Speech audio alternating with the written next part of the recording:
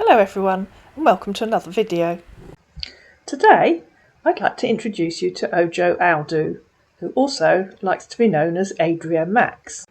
Andrea introduced himself to Serafina and asked where she came from. She said, "I live in a little town called Glastonbury in England. Where are you?" "I live in Yemen," he said, "but from Toronto." "What do you do in Yemen?" asked Serafina. "I'm amongst those sent there for rescue mission. I'm a medical transcriptionist," he said. "I've not heard of a medical transcriptionist," said Serafina. "What do you do?" "And what do you do in Glastonbury?" he asked. And then, straight away, he asked if they could move to WhatsApp or Hangouts. Over on Hangouts, or Chat, or whatever Google are calling it these days, our man changed his name to Andrea. "Why do you have a different name on here?" asked Serafina. "What name?" asked our man. "Your name," she said. "Are you male or female?" "I'm male, of course," he answered. "Okay," said Serafina. "So," he said, "you care to know more about my job. Let me tell you more." "Yes, please," said Serafina. "Medical transcriptionist listen to recordings from doctors and every other medical professionals and write down the words they hear." "Oh," said Serafina, "you mean you're an audio typist?" "Not really," he said. "Ours is quite different from that," he said. "How is it different?" asked Serafina. "We provide a written record for audio information that medical staff can refer to in the future. Mine is based in medical alone, not divers," he said. I just hope his medical transcription work is better than his typing here. "Oh, okay," said Serafina. "Sounds like you have to make sure to be very accurate." "Medical transcriptionist," he said, "must be excellent listeners and typists. Yeah, we work in hospitals, doctors' offices, clinics, and very rare occasions courtrooms. Hope you understand the nature of my job now." "What courtrooms do you have in Yemen?" asked Serafina.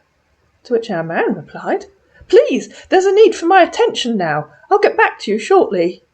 A recurring theme you're going to find.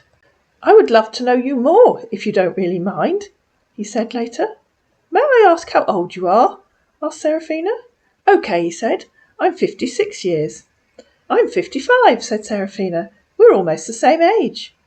"Wow," he said. "Wonderful. That's interesting, though I am divorced with a son."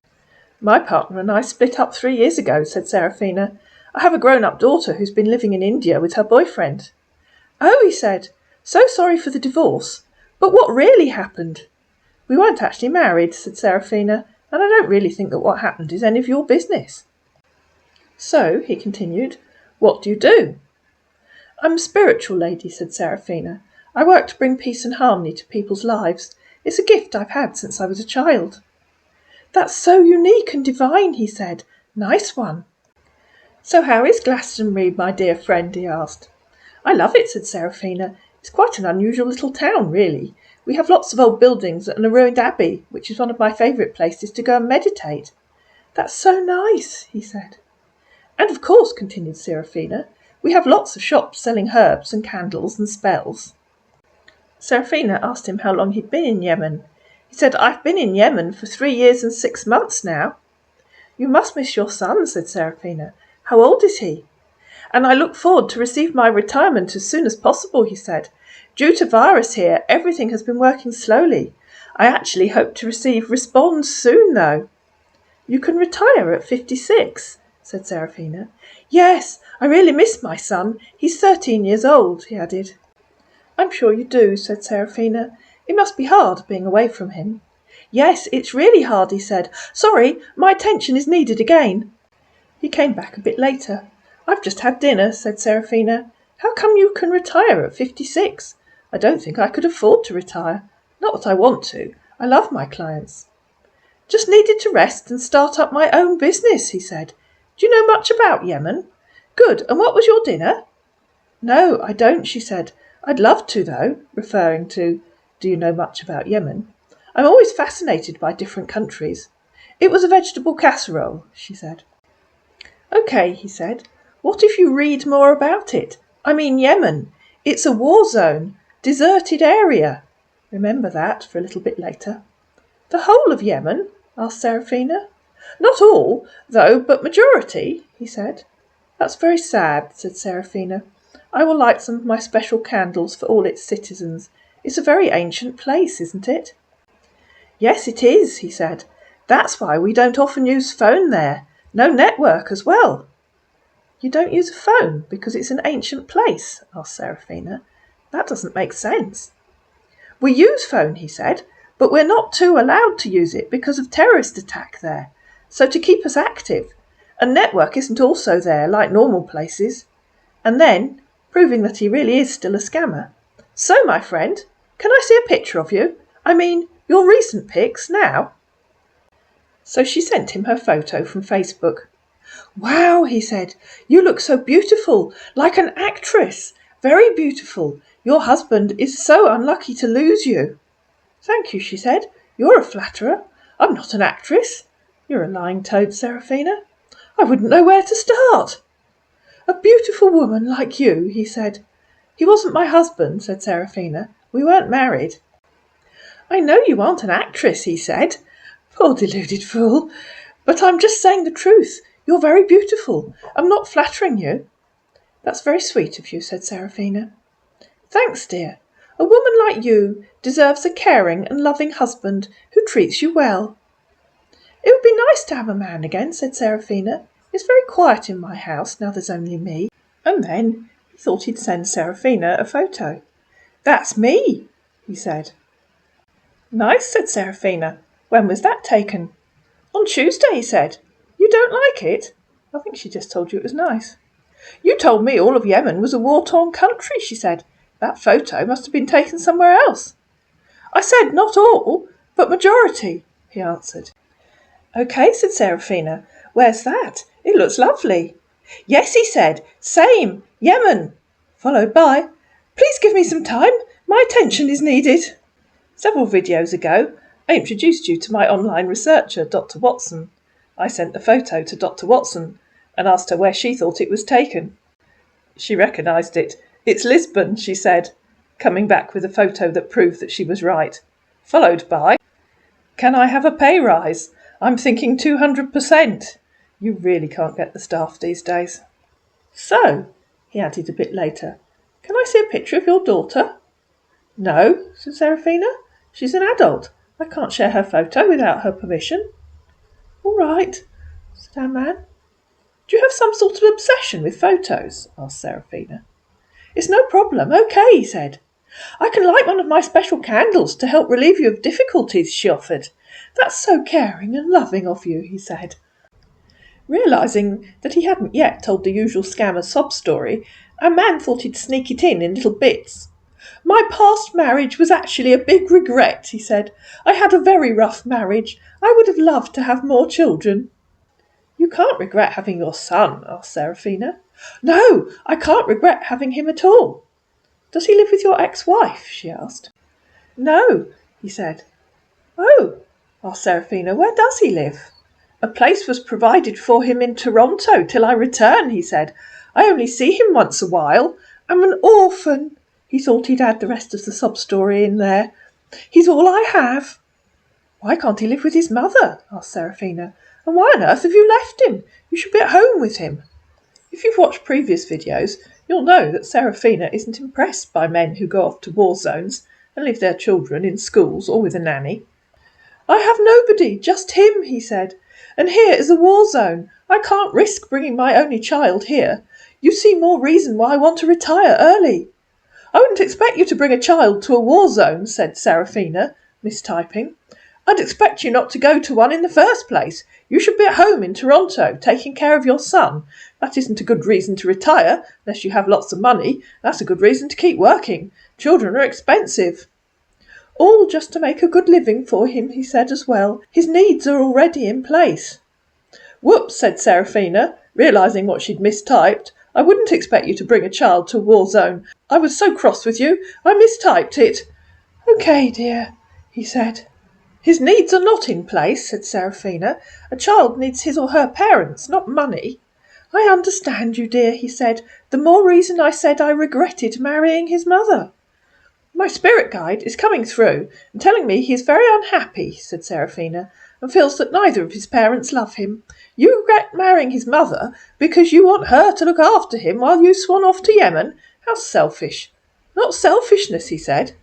"It is," said Seraphina. "You should put his needs before yours and go home and take proper care of him, instead of expecting your ex-wife to do it and then saying horrid things about her because she can't or won't.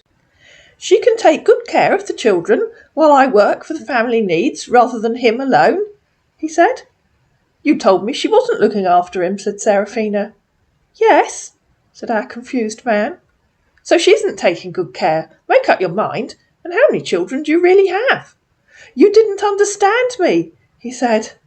"No, I don't," said Seraphina. "I don't think anybody does. You said she can take good care of the children while I work for the family needs." "I mean," our man tried explaining, "if she was there, she would have been with him. But right now she's away from us because of the divorce. I have just one child, just him." "That doesn't explain why she isn't looking after him," said Seraphina. "And you didn't mean children, you meant child. I do hope your medical transcription work is much more accurate than your typing here." "Please," he responded, "some minutes." You know the old adage, or at least if it's not, it ought to be. If in doubt, bow out. They made small talk for a couple of days, and then our man announced, "Our medical team has been sent to a terrorist area in Yemen to come back in 2 days' time. No use of phone." "Oh dear," said Seraphina. "Stay safe. I'll light one of my special candles to help protect you." "Please," he said, "always light your candle for me at night so I return safe. Always light it till I return." "I will do," said Seraphina. "Stay safe and take care." They made meaningless small talk for a few days, and then Seraphina decided to go and visit an old friend, while I went to stay with my sister. "Hello," she said. "I'm going to visit an old friend for a few days. We were at school together and I haven't seen her for 2 years. I'll probably come home on Monday. Hope you're staying safe." "I'm staying safe, dear," he said. "Does it mean that you won't be active again?" "I've just come on to check my email and messages," she said, "but I won't be online chatting again till Monday. You know what us girls are like when we get talking. We just went out to meet my friend's son and daughter-in-law for pizza. It rained." They made a little bit of small talk on the Tuesday, and then on the Wednesday, Seraphina didn't go online. Our man didn't like that. On Thursday, he said, "You're no longer giving me attention here. It hurts so much, but I have to accept my fate. It really hurt. Take care." "Goodness," said Seraphina, "you're impatient, aren't you? I do have a life, you know. I can't spend all day waiting for a message from you so I can answer it immediately." "Dear," he said, "you got me wrong." Guest appearance from my cat. "Not so." A few more days of meaningless small talk followed, and then Seraphina ignored him for a couple of days. "Darling," he said, "what's going on? You're not active anymore. Did I offend you?"